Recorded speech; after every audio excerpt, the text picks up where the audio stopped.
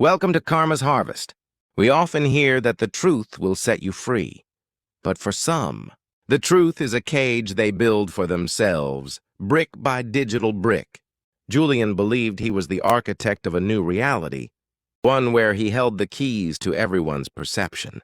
But as the sun rose on the morning after the call, he dismissed as a prank. The high-definition world he inhabited began to pixelate and crumble. This is the conclusion of a man who spent his life perfecting the art of the lie, only to find that when the truth finally arrived, it was a language he no longer knew how to speak. The morning after the FaceTime call, Julian felt an unusual sense of calm. He had closed his biggest deal yet, a $500,000 extraction from a grieving CEO, using a voice-cloned version of the man's late daughter. He sat in his designer kitchen, sipping expensive espresso, waiting for the news to report on his cleverness. But the headline that crawled across the bottom of his screen had nothing to do with finance. It showed a helicopter shot of the north, past the very location his AI-generated mother had mentioned. A luxury SUV had gone over the embankment. There were no survivors. Julian's hand began to shake, the ceramic cup clattering against the marble counter. "It's a coincidence," he whispered. "A deepfake prankster just used the local news for data. That's all." He scrambled to his server room, pulling up the recorded footage of the call he had terminated.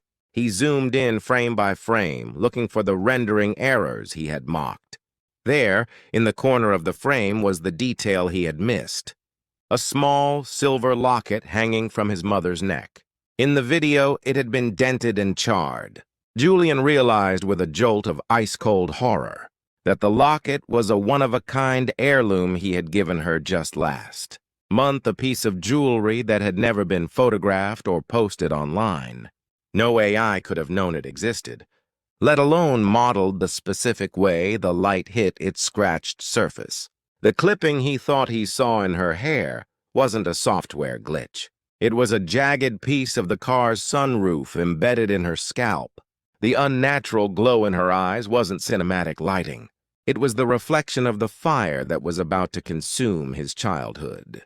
But the harvest was only beginning. As Julian fell to his knees, his front door was kicked in. Federal agents swarmed his apartment.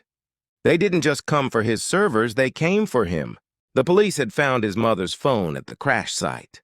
The last recorded action on that device was a desperate, 5-minute video call to her only son. When the investigators played the audio, they didn't hear a grieving son. They heard Julian's cold, mocking laughter. They heard him analyze her dying gasps as poorly synthesized audio. They heard him tell his mother to delete the bot while she was bleeding out.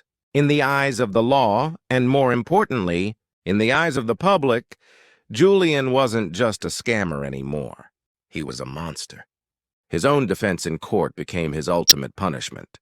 Julian tried to argue that his professional paranoia caused a tragic misunderstanding. He stood in the witness stand, tears streaming down his face, crying out that he loved his parents, that he would have done anything to save them. But the prosecutor simply played back Julian's own instructional videos, the ones he sold on the dark web. In those videos, Julian bragged about how to fake sincere crying and how to use emotional manipulation to bypass a victim's suspicion. "How can we believe these tears are real, Mr. Vance?" the prosecutor asked, his voice echoing in the silent courtroom. "By your own admission, you are the world's leading expert.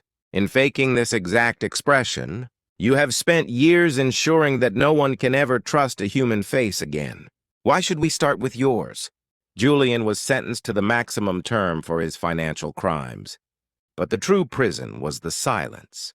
In the correctional facility, he tried to write letters to his remaining family, to explain, to apologize. But his relatives returned every letter unopened. To them, Julian was just another puppet show. They couldn't be sure if the letters were written by him or by an AI script he'd set to run in his absence.